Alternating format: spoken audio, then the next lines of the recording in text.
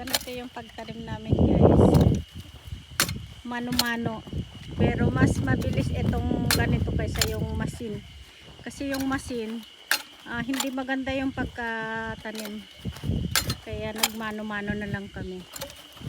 Tapos ganito ang space ng pagtanim ng kalabasa, 80 cm dito sa may mulching.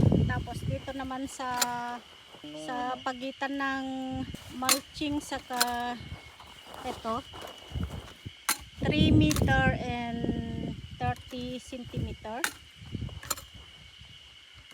ang pagitan. Tapos dito naman 80 cm dito sa pagtanim ng mulching. Ayan, hanggang po doon. 5 hectares tong tinataniman namin. So hindi lang dito sa bukid na to, may dalawang bukid kami na tataniman.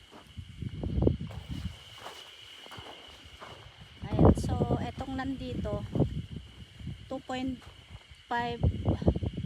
hectares na. Tapos doon naman sa kabila ganun din, 2.5 hectares din.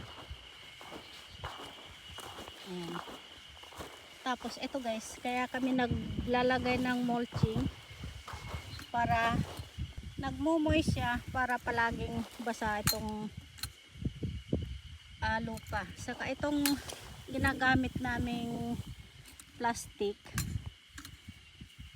kusa na siyang matutunaw, kaya may pagkamahalan. Hindi siya kagaya sa mga pang mulching na hindi natutunaw. Kaya ito, irorotary lang namin tong mga plastic na to pagkatapos ng harvest, at kusa na siyang matutunaw itong plastic na to.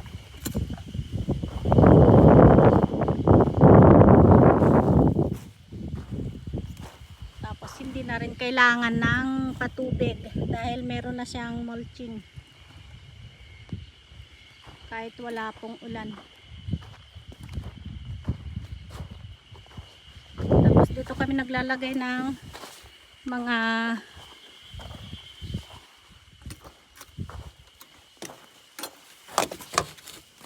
seedling. So ito yung pang 3 weeks na seedling.